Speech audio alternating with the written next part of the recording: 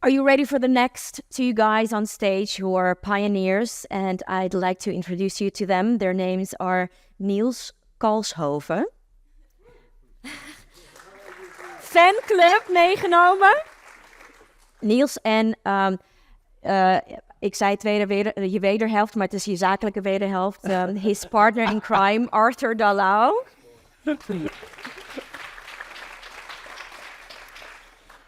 So both of you are co-founders, and you are the director of the DronePort of Rotterdam. And sorry. And Arthur, you're also an entrepreneur when it comes to inspiration. Exactly. with an 8. I hope you can elaborate on how you are preparing all the procedures for the airspace, how you're the challenges that you're facing, because when you're pioneering in this field, I think there's a lot of drawback that you can face as a pioneer. So I saw somewhere downstairs there's a pilot that all of us can see during lunch or after. Very curious about that. The coming 50 minutes are all yours. Give them a big hand. Attention. Does it work? Yeah? Can you hear us? Are you still awake? It's not too bad? Okay, good. First of all, I think we would like to extend a warm welcome to all the guests. I know there are some people from abroad as well, all the way from Italy, what I understood from Adrian. But this event could not be possible without the energy and the vision of Adrian Budnaro. So maybe, Adrian, you can stand up so we can give you a round of applause.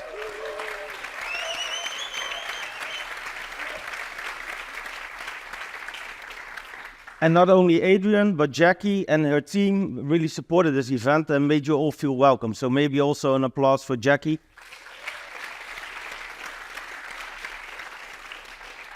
Before we kick in, who ever heard of DronePort Rotterdam? So? Then was it positive? Then raise your hand. Was it negative? You can leave the room. No, thank you. I will give the floor to Niels for the next slide if it works, yeah, here goes. We have a small video made between the Port of Rotterdam, the city of Rotterdam, and the province about the future of Rotterdam when it comes to autonomous and uncrewed systems.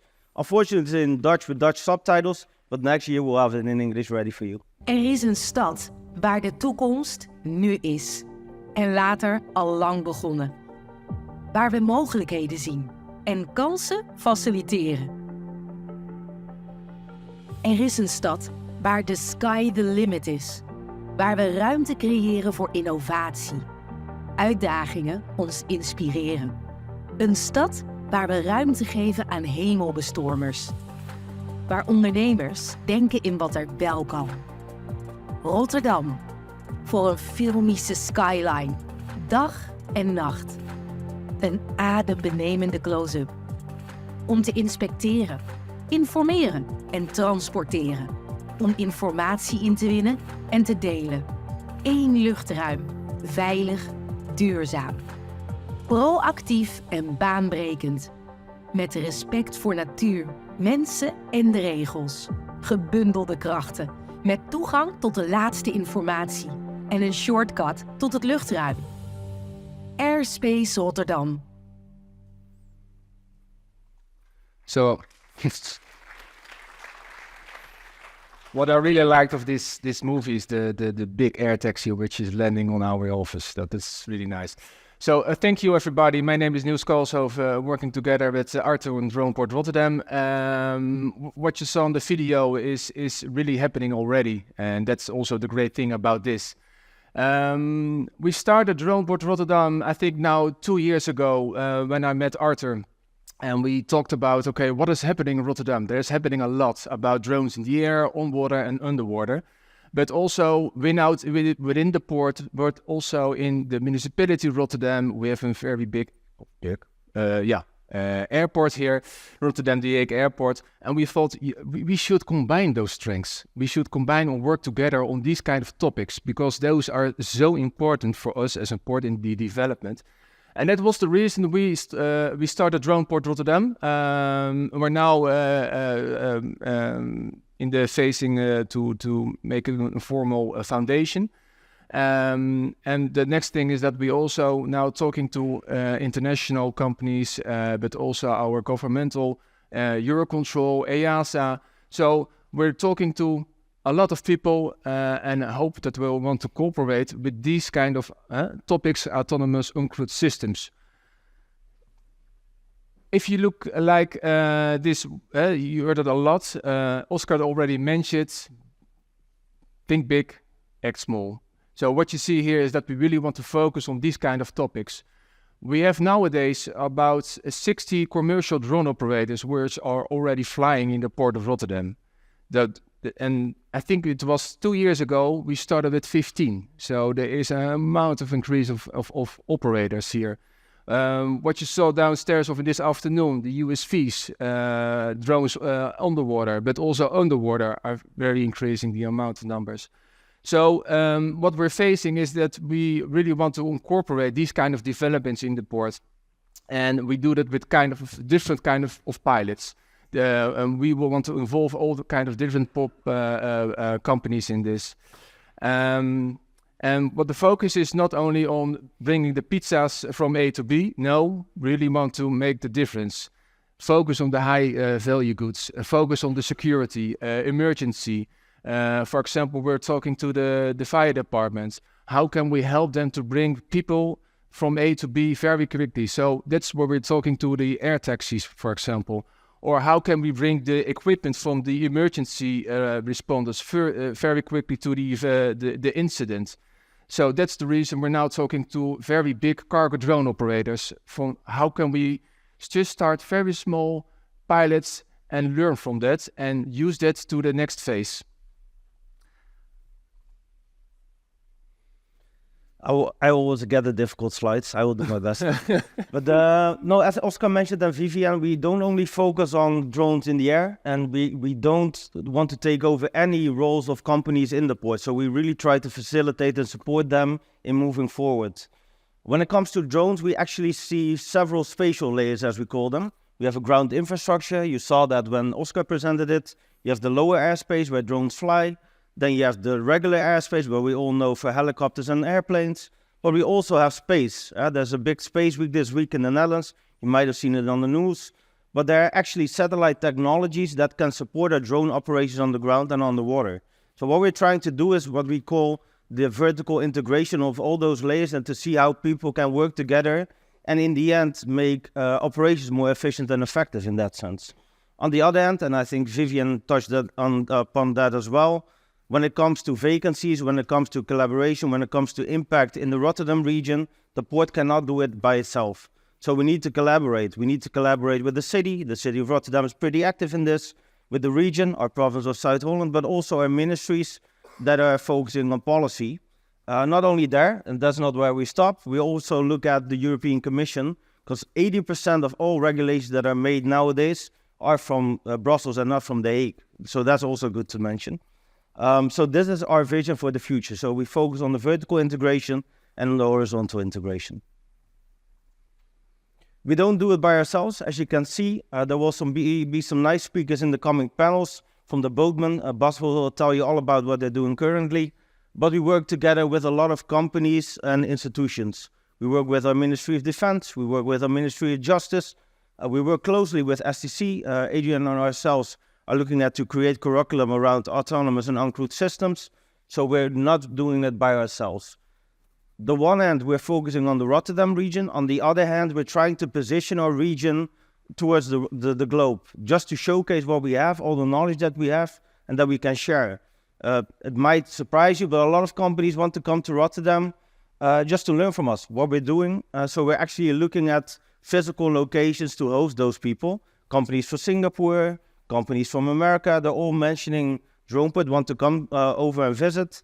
And even, and that's I think a big plus for us, that NASA in America at the moment is taking DronePort Rotterdam as an example for the ports in the US. So within the year that we are working on this, we had quite some impact internationally, if I might say. Yeah. So this is an example of how we want to work in the future. This is a pilot we just started. It's called the Podium Project, the port and offshore delivery and inspection. So it's all about how we can do several use cases inside the port about delivery, but also outside, which is quite new, the offshore industry for us. You have, of course, if you look to the offshore industry, you have to look to for example, the connectivity. That's the reason we also, for example, involved Ericsson. But you also need operators, for example, Ampelman, Intertek, DroneQ. So this is how we look at this kind of topics. Try to form a coalition, define your use cases, and just start. It's just what Oscar just mentioned this morning. Just start and very small. Fly to the inside the port, outside the port, to the anchor area, and look what the challenges are, and involve the people we can bring in the knowledge to you. This is also very new for us and very important as well. A lot of people want to test in the port of Rotterdam because it's a very huge area, complex, operational 24/7. So what we wanted to achieve is that we create a test center at the outside of the port, nearby Pistoolhaven it's called. We're already testing some sensors over there, radar systems, for example, to detect non-cooperative drones. But we want to create there an environment where people can come together, testing their USV of their drones in the air, on water, and underwater, in combination with all the data layers, which are very important. On the other side, we also see that people want to come over and start their businesses over here. So we're now talking to the municipality of Rotterdam as well to create an environment in Merweerhaven, which is just on the other side of the Maas, where we have an environment it's called the Verodome, can host people, come together, work together, and also have small events over there. Maybe time-wise, I will keep this short. One of the things that our Ministry of Justice is looking at the moment is how can we prevent undermining crime? So it's about drug trafficking, people trafficking, and what we call collectors, so people that can collect something from a container. And we will start a project. We had good news last week, or this week actually, that we can start working on this together with our customs department, the police, and many other organizations. So you'll be hearing from us about this project a bit more the coming months. I think it's an interesting one because we're not only looking at drones in the air, but also on water and underwater. We have two small videos to show you what we're actually doing. One is a video of the boatman in combination with Sky, and Peter will talk a bit later as well with Bas. And the next one will be with DroneQ Robotics that will give a demonstration downstairs in a minute. About the ideal.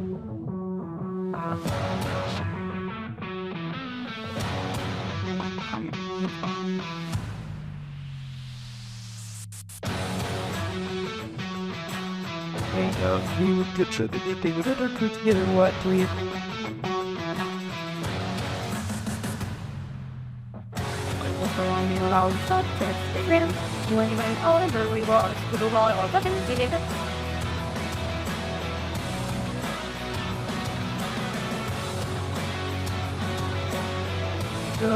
into the dark, but I breathe.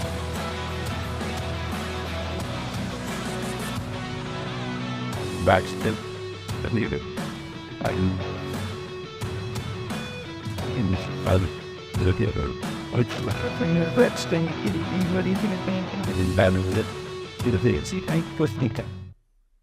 It was a short movie about how we can help the boatsmen, for example, and Skies to scale up their business models and using the bigger cargo drones.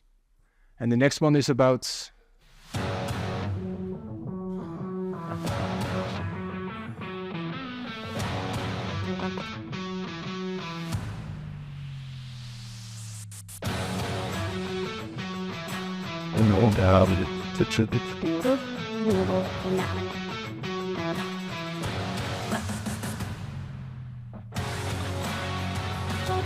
The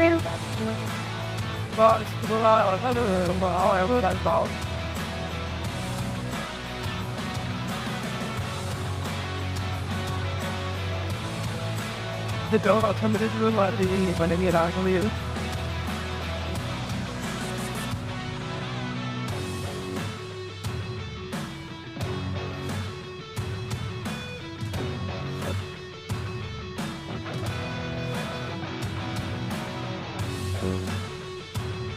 If I'm telling that. Ja, is goed. No, so. Next one. However, food. Hold on. You ain't hungry, but the thing to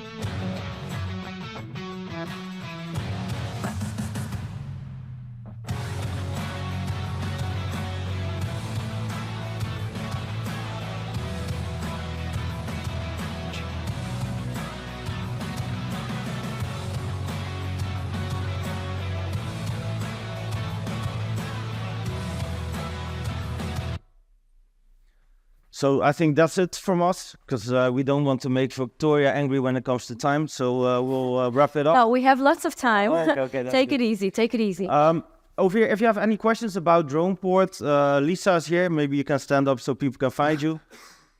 She's the partner lead of DronePort Rotterdam. So if you have any questions, if you want to collaborate, feel free to reach out to her. If you have any questions to Niels or myself, of course, we're here all day. So please go ahead. And thank you for your attention.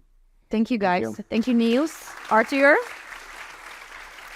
We are taking questions from the audience. Who's first?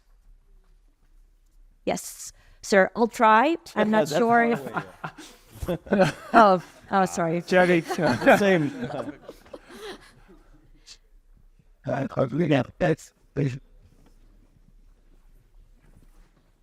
Alco Weke, working here. I have a question. How do you become a pilot? A drone pilot? How you become a drone pilot, you mean? Yeah. Oh, you have several options to come, also depending on the size of the drone. If you have the bigger drones, you have several permits, you have to certifications. If I'm correct, it's by IoT. You can get them. And I think it's when you have a recreation of a smaller drone, it's below the, just gonna check here, the 250 gram it is? Yeah. Well, no, not. Oh, okay. He will explain that later. That is the professional one. Just do it. Yeah. Thank you.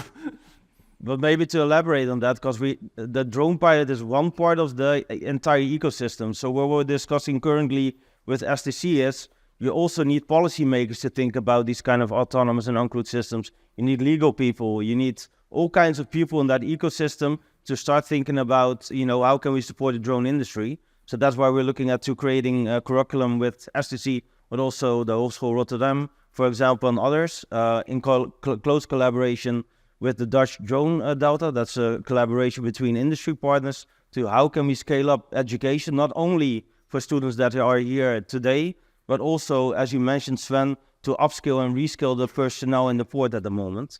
So I think it's really good to understand, and John will show that during the demonstration. It's not only about steering that drone on water, underwater, or in the air.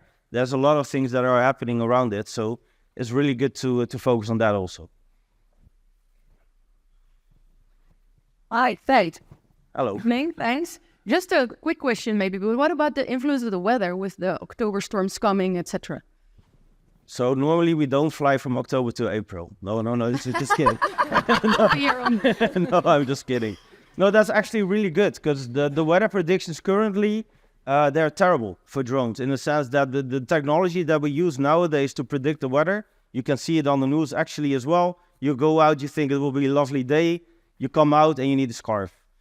So I was in Rome a couple of days ago, and we spoke to people that are actually looking at weather predictions and more closely. So they developed a drone that can go up into the air and just measure the environment at that moment, so it can show you if you can fly or not. Now, based on the regular weather predictions, a lot of people stay on the ground. So we're trying to upgrade that. This guy we were speaking to is from True Weather Solutions. So we really have to advance that, because at the moment, if you look at the forecast on the news or on the internet, that doesn't solve the issue that we have. There's also another thing. We have several drones. So some drones are really stable in the air when there's a bit of wind, and others, of course, just fall down if you don't look at it in a close way. But in that sense, that's really one of the challenges that we have. But we're working on it not only with the company that I just mentioned, but weather services is one of the non-mandatory services that EASA, the people that make the regulations, are pushing forward, because they can already see it will have a big impact in the future. Thank you. More questions? There must be. More questions? I will ask I think it's mostly students who are all up there when we have our coffee break to come a little more down. It's easier with throwing the chat box and also with seeing all of you. Sir, you have a question? Yeah, the question is about the innovation is going fast. The rules or laws are lagging behind. How do you handle that? Or is there a plan to speed up the laws? Yeah, good question. That is a challenge. And that's also the reason we involve all the local, national and international lawmakers. So we're talking, for example, tomorrow, as an example, to the province of South Holland, to show them what we have nowadays in the port as the drone operations, and what also the barriers are of this kind of operation if you relate it to the law, so the regulations. So we try to really involve them in our projects and use cases, and really ask them to stretch up the regulations, because what you see nowadays, it's all about manned aviation, and this is quite new.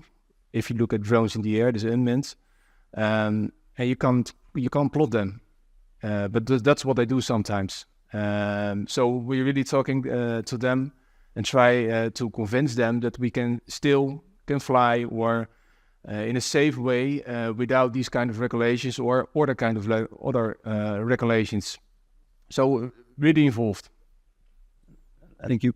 To add to that, if we wait for the regulators, I used to work for government, they're slow, they're reactive by default. So something happens and then they start thinking about laws and regulations. So we're trying to influence European regulations at the moment, because that's where they're made. And on the other hand, we're a bit naughty, to be honest, because we're working with the Ministry of Defense, the Ministry of Justice, just to push, the technology is out there. We have already seen the business cases are valid and solid for the future. So we're trying to push also our network into the gray area to show that what we can actually do. Besides that, we're appointed as what they call a test BVLOS corridor, a beyond visual line of sight corridor, where we can start flying with several companies just to showcase how it can work and what the effects might be on regulations. So we're not just waiting for the regulators to make their mark, we're really pushing for it to speed it up. I have a last question, if I may.